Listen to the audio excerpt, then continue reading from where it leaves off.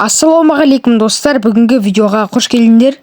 Достар, бүгінгі видеоның тақырыбынан көріп тұрғандарыңдай, біз қалай аз уақыттың ішінде бай бола аламыз, яғни қалай бай болу керектігін бұл играшадан үйрететін боламыз.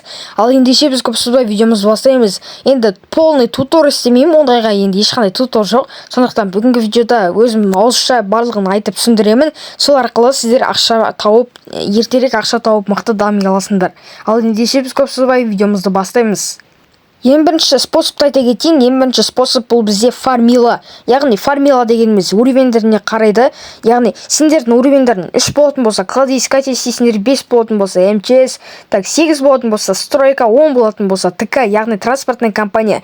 Ал одан кейін 15-ші болатын болса, инкассатор жұмысын жасайсыңдар. Ал вот 18-ге келген кезде сендер водолаз жұмысын жасау арқылы өте қатты дами аласыңдар. Сол фармиланың арқасында өте көп ақша таба аласыңдар. Так что сендерге айта кететін жай, осы водолаз жасай бергеннен кейін сендерге перекуппен қосып айналыссаңдар болады. Перекуп арқылы сендер тоже плюсқа кіресіңдер. Мысалға, если минусқа кіріп жататын болсаңдар, қайтта фармиламен қайттан таба аласыңдар ол ақшаны.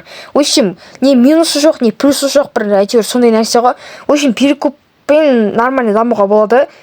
И сендерге бір мықты бір көлікті алатын болсаңдар, соны, өте қымбатқа ақырындап нагло қоясыңдар бағасын. И нагло қойғаннан кейін ол адам айтасың, типа, если убегаешь, типа, андай мынау осындай, если ты убегаешь, тогда вообще тебе не продам деген сияқты заттар айтасыңдар.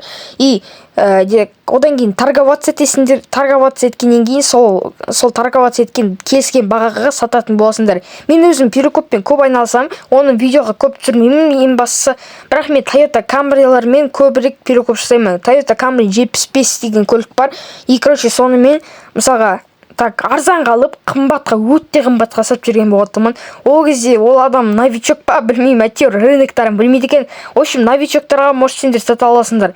И низкий класстан айта кетейін, низкий класстан сату қиын болады, и плюсқа да кіру қиын болады. Себебін айтқанда, ол жақта өте көп адам болмайды. Неге десеңдер, ол жақта бәрі новичок, ескі серверде нормальный экономикасы бар серверде болу керексіңдер, сол арқылы дами аласыңдар. Ал бізде үшінші способ, бұл бізде осы фармиладан кейінгі способ, яғни тоже фармила деп айтуға болады, но бұл жолы достармен бірге істейсіңдер. Яғни семья арқылы дамисыңдер. Если сендердің достарың болып жатса, и достарының достарын шақырсын, и оларға, типа, басында ранг тегін деп айтасыңдар. И зам болған кесе осындай адамда көп қос, и соларға рангтарды сат деп, яғни соған бірінші ранг, екінші ранг, в общем, екінші, үшінші рангты қымбатқа сатасыңдар. Если зам болатын болса, сразу примерно 2 миллион, 3 миллион деп қойсаңдар болады. Если сендердің автопарктарын нормально болатын болса, әрине сата аласыңдар, а былай сендер үйтіп сата алмайсыңдар.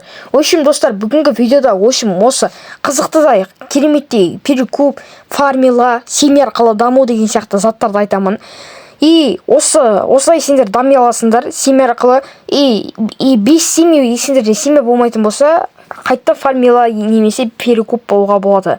В общем, перекуп деген түсінген шығарсыңдар, көп деген арзан машинаға сатып аласың, не нагло ценаға сатасыңдар, и фармила боласыңдар, барлығын бірге жасайсыңдар, сол арқылы сендер кереметтей плюстарға кіресіңдер. В общем, бүгінгі видео өте осындай бір перекуп жайлы, осындай кереметтей қалай айтсам болады, перекуп жайлы тағы да басқа заттармен байланысты, қалай ақша табу керектігін, қалай бай болуға болатынын барлығын көрсеттім дегенде айттым. И сендерге айтайын, без фармила жұмыссыз вообще дами алмайсыңдар. И казиноға барам десеңдер, казиноға нормально ақшаларым болған кезде, примерно, бармандар демеймін, бірақ ақшаларын нормально болған кезде, бай болған кезде, ақшаны қайда құрта алмай жүрген кезінде барсаңдар болады. Ал ендеше достар, бүгінгі видеоның өз мәресіне келіп жетті. Ал ендеше сау саламат болыңыздар. Пока-пока, чау.